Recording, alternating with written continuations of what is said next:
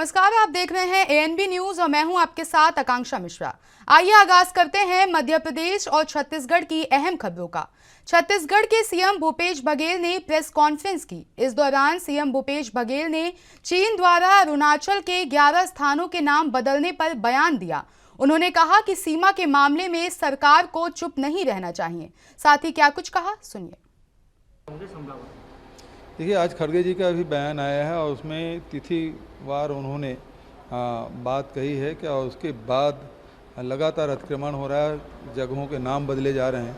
और इस मामले में पहले भी राहुल गांधी जी इस मामले को कई बार उठा चुके हैं।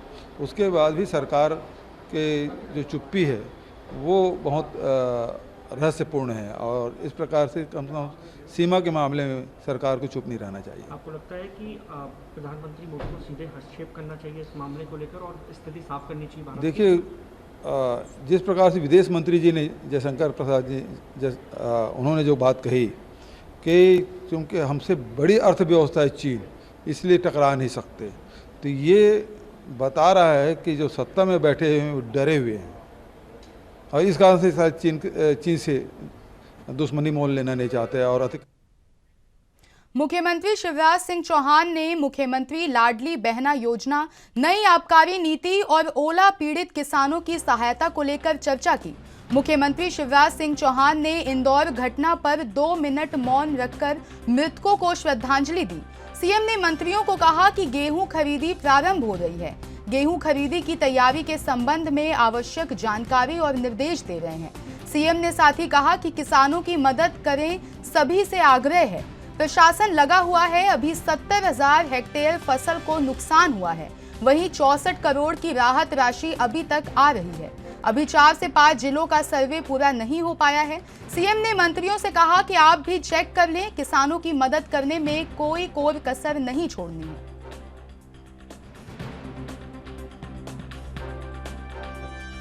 लेकिन ये पहला अभियान ऐसा जो जनता का अभियान बन गया और धड़ाधड़ ना तो सर्वर डाउन हुआ, कहीं छोटी मोटी दिक्कतें भी आए तो लोग पहाड़ों पर चढ़ चढ़ के भर रहे हैं, सड़कों पर बैठ बैठ के भर रहे हैं। अब तक अपने 47,94,000 रजिस्ट्रेशन हो चुका है, तो लगभग 50% के आसपास 3 तारीख को ही पहुंच गए ना। 4 तारीख को जो होगा वो अलग होगा। और आप सब भी महसूस कर रहे होंगे उत्साह है।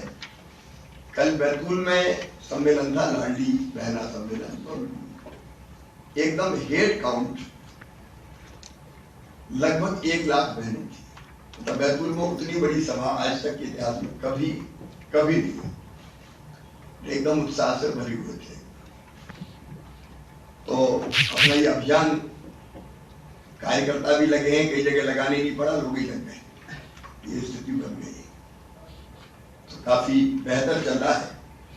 मुझे लगा कि आपको पहले अपन सोच रहे थे 3-4 दिन में वीडियो कॉन्फ्रेंसिंग करें देखें, लेकिन अब वीडियो कॉन्फ्रेंसिंग छत्तीसगढ़ के पूर्व सीएम और बीजेपी के राष्ट्रीय उपाध्यक्ष डॉक्टर रमन सिंह आज अपने विधानसभा क्षेत्र राजनांदगांव 1 दिवसीय प्रवास पर रहे, जहां उन्होंने राजनांदगांव नगर निगम क्षेत्र के वार्ड क्रमांक 45 में विभिन्न विकास कार्यों का भूमि पूजन और लोकार्पण किया और इस दौरान उन्होंने मीडिया से बातचीत की।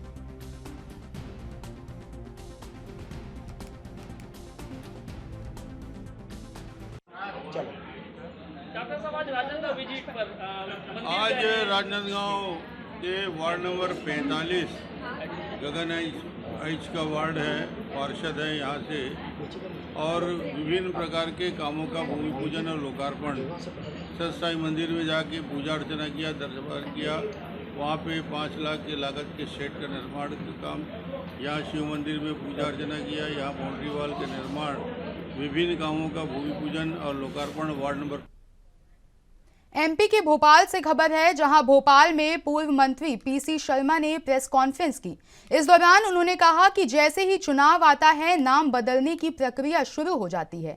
जमीन किसकी हुई है? भारतीय जनता पार्टी की, जिनके सर्वे होते हैं। 60-70 सीटें आ रही हैं। नाम बदलना तो ये इवेंट मैनेजमेंट है। साथ ही क्या कुछ कहा, सुनिए। इसके पहले ही बहुत से नाम बदले,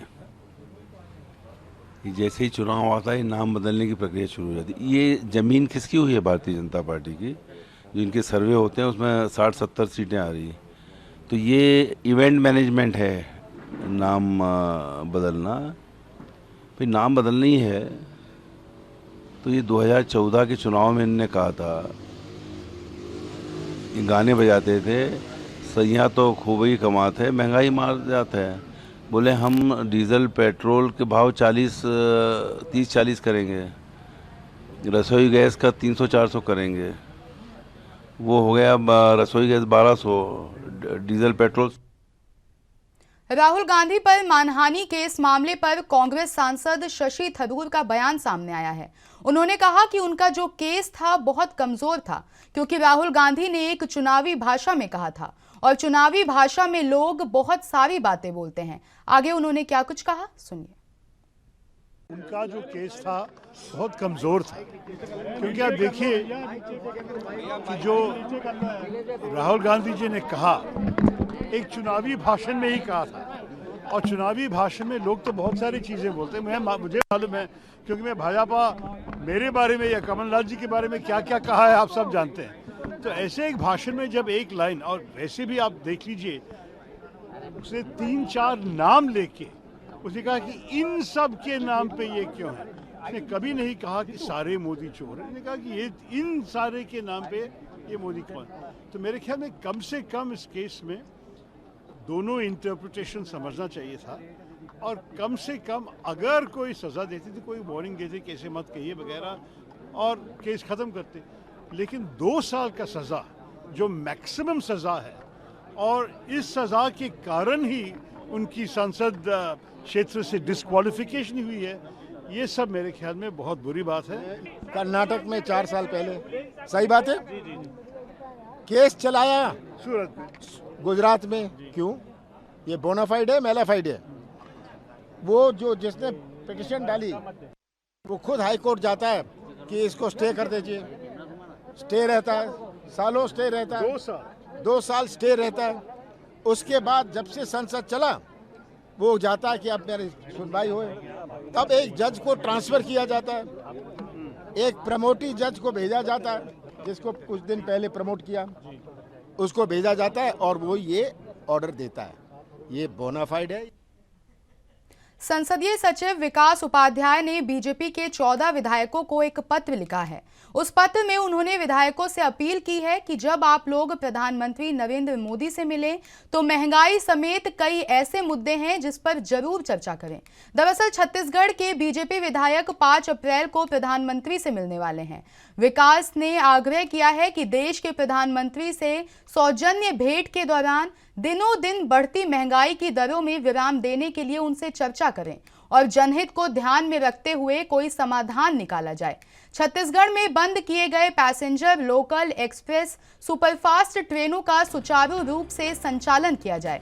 इसके अलावा बुजुर्गों को टिकट दरों में मिलने वाली रियायत को फिर से चालू किया जाए। प्लेटफॉर्म टिकट दर में छूट दी जाए। ऐसी ट्रेनें जो देरी से चल रही हैं उसका संचालन सही समय पर हो, और वंदे भारत ट्रेन का जो किराया अन्य ट्रेनों की अपेक्षा 40% ज्यादा वसूला जा रहा है उसे कम किया जाए। इन बातों पर भी चर्चा करें।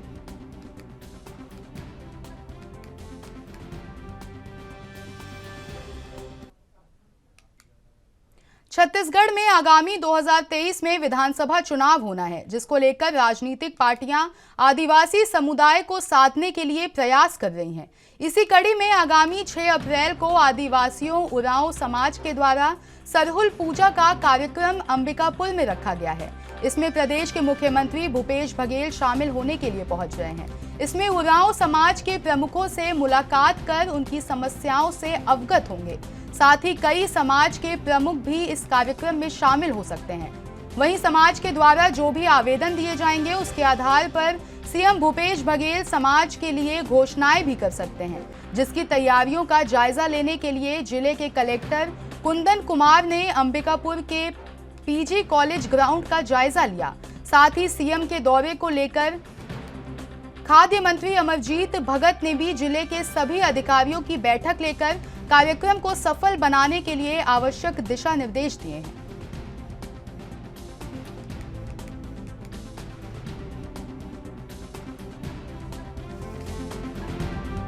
करते हैं? माननीय मुख्यमंत्री जी का 6 अप्रैल का प्रस्तावित कार्यक्रम है और उरांव समाज के एक सामाजिक कार्यक्रम में आ रहे हैं और 2 बजे के आसपास का कार्यक्रम है। तो इसकी जो भी तैयारियां होती हैं वो जिला प्रशासन के सभी अधिकारी कर रहे हैं और माननीय मंत्री जी ने भी अभी बैठक लेकर सभी अधिकारी को निर्देशित किया है कि जो भी व्यवस्थाएं होती हैं माननीय मुख्यमंत्री जी के प्रोटोकॉल के आधार पे उस सारी व्यवस्थाएं करनी है।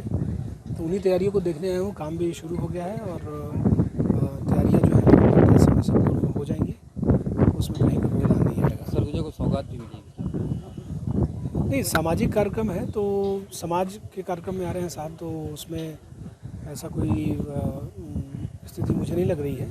लेकिन अगर कुछ घोषणाएं होंगी तो माननीय मुख्यमंत्री कर सकते हैं और जो समाज के लोगों के अनुरोध के आधार पर या कोई प्रतिनिधि मंडल अगर मिलता है तो उस हिसाब से कुछ घोषणाएं हो सकती हैं।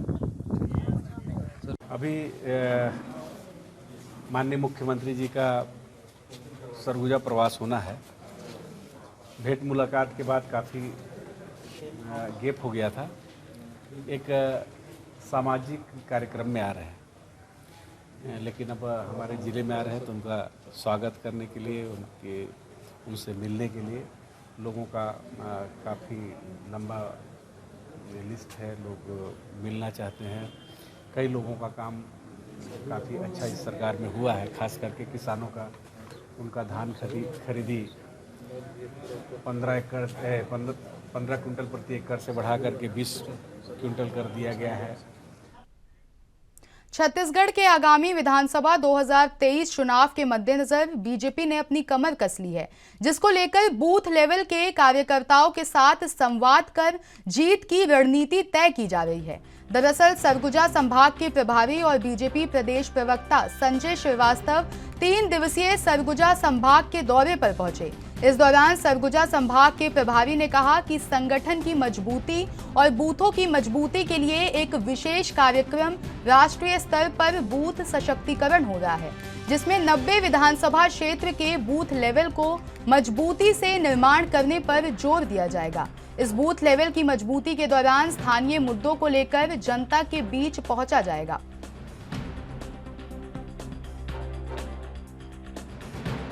देखिए, 6 महीने के बाद में चुनाव है। अब प्रदेश कांग्रेस में फेरबदल नहीं, अब प्रदेश की कांग्रेस सरकार में फेरबदल होना है। आम जनता ने इस बात का मन बना लिया है। ये तो लीपापोती का काम कांग्रेस करती है। संगठन में इनका कहीं कोई संगठनिक विषय नहीं रहता। ये तो नेता आधारित पार्टी है। आज की स्थिति में जब चुनाव होने वाले हैं, भूपेश बघेल जी जो वन मैन शो के आधार पर सरकार चलाए हैं, भूपेश बघेल के खिलाफ में सभी नेता लामबंद हो गए हैं। आपने देखा टीएस बाबा का जो सरगुजा से हैं, क्या मामला चल रहा है, किसी से छुपा हुआ मामला नहीं है।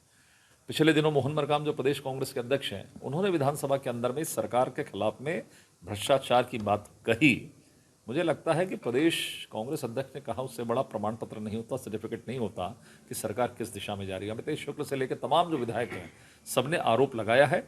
कुल मिलाकर एक आक्रोश जनता का तो है ही, लेकिन साथ ही साथ कांग्रेस के नेता विधायक जो कार्यकर्ता, उनका भी आक्रोश सरकार के खिलाफ में है। क्या लगता है कांग्रेस के सभी वरिष्ठ नेता अभी दिल्ली पे हैं, क्या लगता है आपको?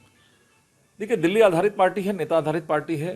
गांधी परिवार की जो जितना ज़्यादा चापलूसी करेगा उतना बड़ा नेता बनेगा। पिछले 5 वर्षों में जनता की अनदेखी करके यही काम चल रहा है। और एक बार फिर से जब चुनाव आ रहा है तो सब अपना अपना नंबर बढ़ाने के लिए, सब अपने अपने काम के लिए, सब अपनी अपनी व्यवस्था बनाने के लिए सब वहाँ पर गांधी परिवार के आसपास घूम रहे हैं। तो मुझे लगता है ये मामला, लेकिन जनता कांग्रेस सरकार से दुखी है। छत्तीसगढ़ के सुकमा में कांग्रेस के नेताओं ने प्रेस वार्ता को संबोधित किया। इस दौरान कांग्रेस ने केंद्र की मोदी सरकार पर जमकर निशाना साधा और कहा कि देश में भ्रष्टाचार के खिलाफ आवाज उठाना अब तो गुनाह हो गया है। मोदी सरकार के कार्यकाल में अगर कोई भ्रष्टाचार के खिलाफ आवाज उठा रहा है तो उल्टी उसके खिलाफ कार्रवाई की जा रही है। इस दौरान नपा अध्यक्ष जगन्नाथ साहू, ब्लॉक अध्यक्ष सुनील यादव, मनोज चौरसिया, मोहम्मद हुसैन सहित अन्य कांग्रेसी नेता मौजूद रहे।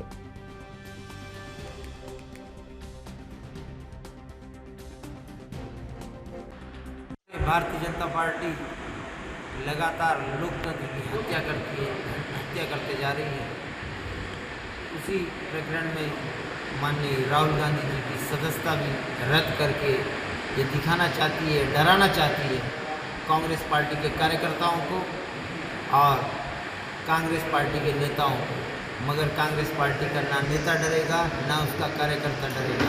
लगातार संघर्ष करते रहेंगे और जिस प्रकार से सदस्यता हटाने के बाद उनके जो आवास है, आवास के ऊपर भी खाली कराने के लिए जो नोटिस 1 महीने का टाइम वाला दिया गया है, ये सरासर गलत है।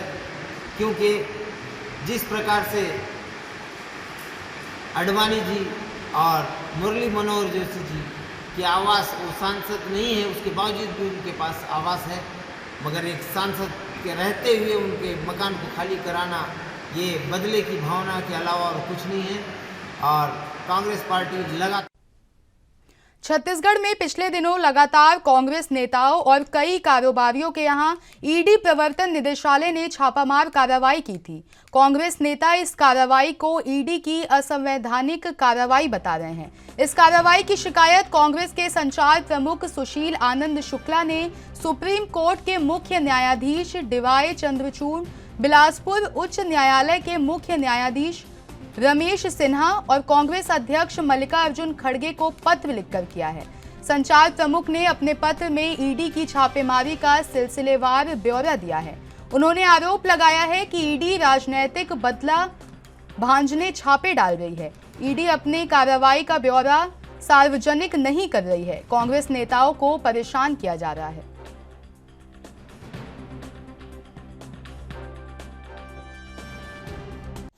छत्तीसगढ़ में ईडी की जा रही छापेमारी के विरोध में उसकी वस्तुस्थिति को अवगत कराने के लिए और इन कार्रवाइयों को रुकवाने के लिए एक पत्र भारत के मुख्य न्यायाधीश, छत्तीसगढ़ बिलासपुर के उच्च न्यायाधीश और कांग्रेस के राष्ट्रीय अध्यक्ष श्री मल्लिकार्जुन खड़गे जी को मैंने लिखा है। इस पत्र में जो ईडी की कार्रवाई है उसकी वस्तुस्थिति की जानकारी दी गई है। किस प्रकार से ईडी छत्तीसगढ़ के कार्यकर्ताओं को, कांग्रेस के नेताओं को प्रताड़ित कर रही है, छत्तीसगढ़ की कांग्रेस की सरकार को बदनाम कर रही है और देश के लोकतंत्र के हित में आवश्यक है कि इस प्रकार की अतिवादी कार्रवाइयों पर रोक लगाया जाए।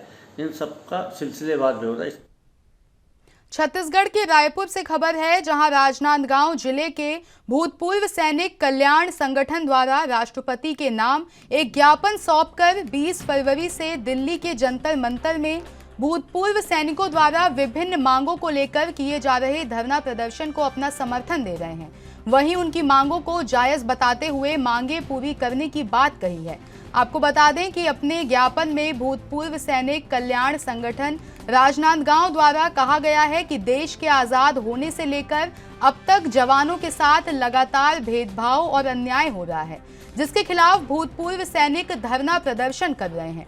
भूतपूर्व सैनिक कल्याण संगठन के अध्यक्ष पूर्व सूबेदार मेजर राजेश शर्मा ने कहा है कि सरकार द्वारा 1 रैंक 1 पेंशन लागू किया गया है, जिसमें कई सारी विसंगतियां हैं। उन्होंने कहा कि यहां अफसर रैंक को ज्यादा पेमेंट दिया जा रहा है और फ्रंट लाइन में काम करने वाले जवानों को कम दिया जा रहा है। इसके साथ ही कई अन्य विसंगतियां भी हैं।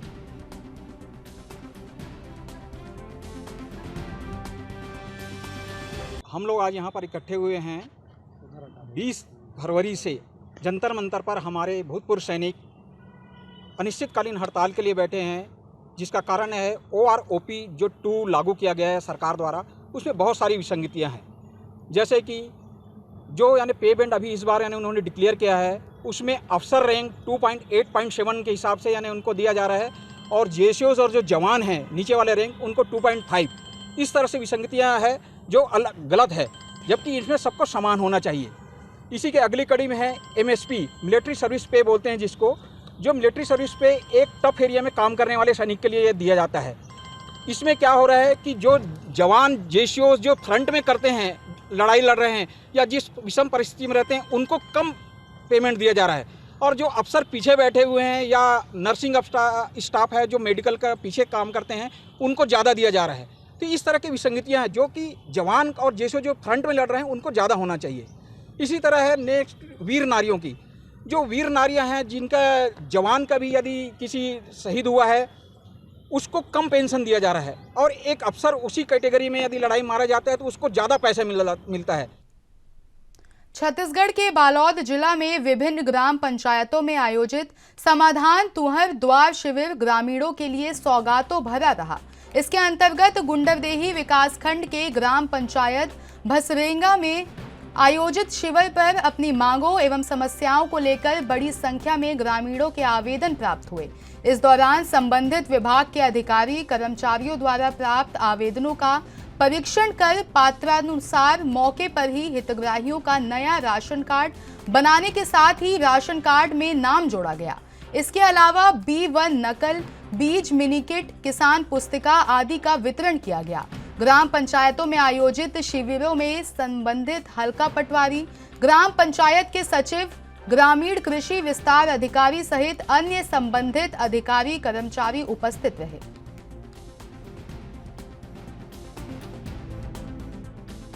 ग्राम पंचायत भुसरेंगा में टोटल 184 आए हैं आवेदन, जिसमें ज़्यादातर प्रधानमंत्री आवास योजना, वृद्धा पेंशन, आबादी प्रदाय हेतु ज़्यादातर यही आवेदन आए हुए हैं। और इसे बहुत सारे लोगों ने कहा कि वृद्धा पेंशन योजना है मैडम, बहुत सारे लोग अपात्र हैं, उनको जानकारी नहीं है, फिर भी उन लोग को लगता है कि पंचायत द्वारा नहीं सुना जा रहा है, इसलिए शिविर के माध्यम से हम अपना आवेदन लगाना चाहते हैं करके। ठीक है, पर मैंने अभी कहा है सचिव लोगों से कि यदि आप कोई अपात्र है तो डायरेक्ट अपात्र लिखकर आप उनको खारिज मत कीजिए, उनको बताइए कि पात्रता की श्रेणी क्या क्या है, ताकि अगली आवेदन जो है वो व्यक्तियों को नॉलेज रहना चाहिए, सरकार की हर एक योजनाओं का उनको ज्ञान होना चाहिए। यदि कोई काम नहीं हो रहा है तो वो क्या क्षुब्ध होते हैं कि हमारा कार्य नहीं हो रहा है, पंचायत से क्षुब्ध होते हैं, विभागीय व्यक्तियों से। तो विभाग के व्यक्तियों के कर्तव्य है कि वो किसी भी सरकार की योजनाओं को सही तरीके से। बीजेपी नेता रूपेश तिवारी ने सरयू नदी में डुबकी लगाई और इसका वीडियो सोशल मीडिया पर वायरल हो गया। इस वीडियो की बात करें तो ऐसी जानकारी है कि इस वायरल वीडियो में विधायक खटिक कार्यकर्ताओं को शपथ दिला रहे थे। वहीं वीडियो वायरल होने के बाद बीजेपी नेता रूपेश तिवारी ने शपथ वाली बात को गलत बताया।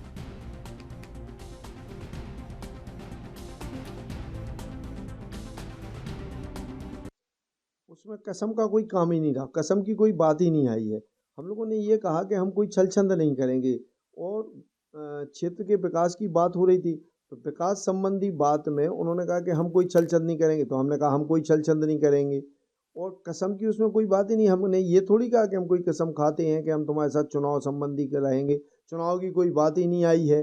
चुनाव में उन्होंने ना चुनाव की कोई बात की, ना हमने कोई चुनाव की बात की। उन्होंने ये कहा कि तुम हमारे कोई छल छंद नहीं करोगे, हमने कहा हम कोई छल छंद नहीं करेंगे।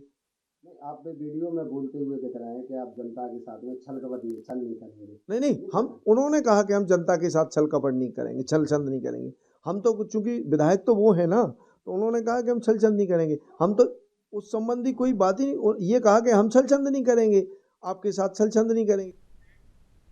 छत्तीसगढ़ के राजनांदगांव जिले के हड़ताली पंचायत सचिवों ने शासन के आदेश की प्रतियों को जलाकर अपना विरोध जताया।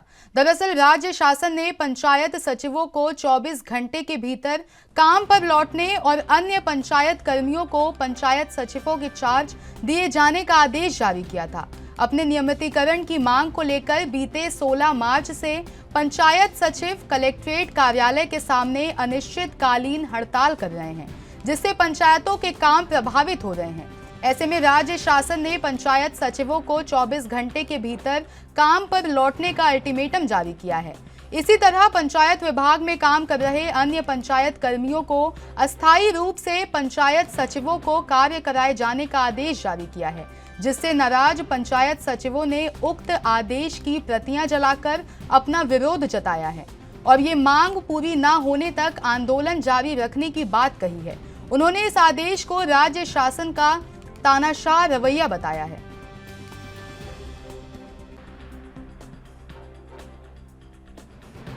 पर आप लोगों ने आज एक पत्र जलाया है, क्या पत्र है? शासन हमारे ऊपर कार्रवाई करने के लिए हमको धमकी भरा पत्र दे रहा है, तानाशाही का रवैया है।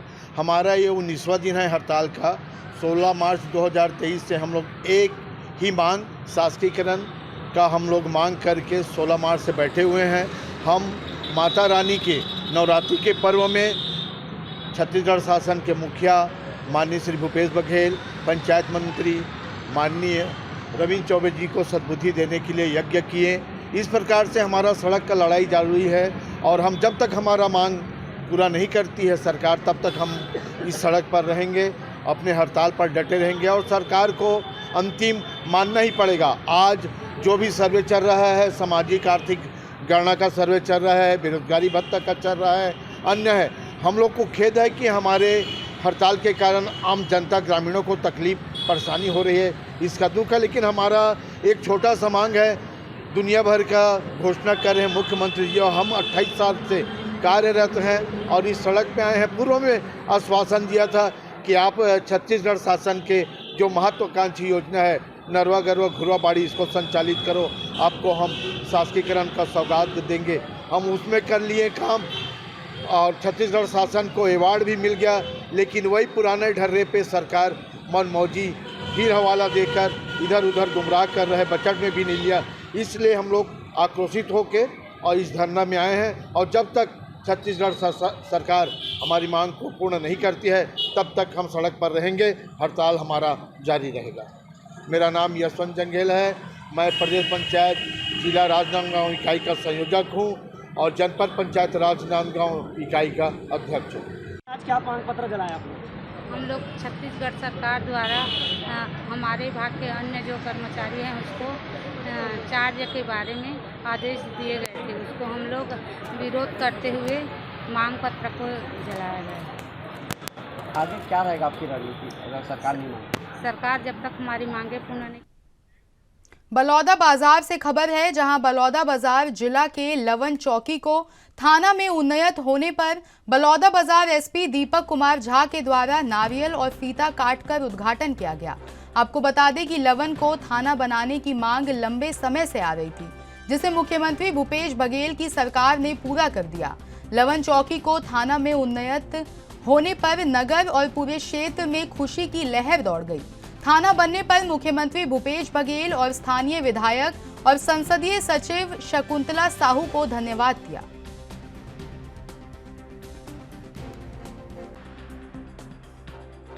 काफी समय से लवन चौकी का थाना होने की मांग थी और इसके लिए सभी लोग प्रयासरत थे।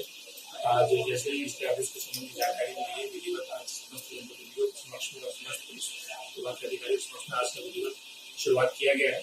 अब से पूर्व में जो यहाँ के सभी कामों के हम कर्जे उनके जाया करते थे, वो सारा कुछ अभी थाना से संचालित होगा। इसके लिए पूरे जो निश्चित तरह से उठाई जाती है, साथ में शासन का सभी की तरफ से। सुकमा जिले में ग्राम पंचायत सचिव संघ 16 मार्च से अनिश्चितकालीन हड़ताल पर है। सचिव संघ के शासन द्वारा जारी आदेश को जलाकर विरोध प्रदर्शन किया गया। सचिव संघ ने कहा है कि जब तक हमारी मांगें पूरी नहीं होंगी तब तक अनिश्चितकालीन हड़ताल जारी रहेगी।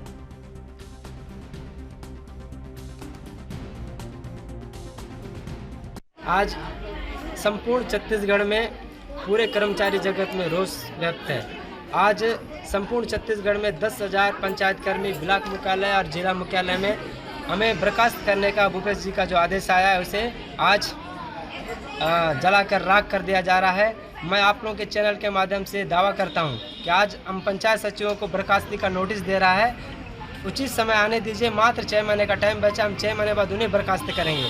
और मैं ये कहना चाहता हूँ बड़ी जिम्मेदारी के साथ, किसी भी राज्य के मुख्यमंत्री को 20 साल 25 साल लगता है देश के नंबर 1 मुख्यमंत्री बनने के लिए, लेकिन पंचायत कर्मी के सहयोग से और पंचायत कर्मी के सूझबूझ शासकीय योजना का क्रियान्वयन से मात्र 2 साल में भूपेश काका जी देश के मुख्यमंत्री नंबर 1 बने थे।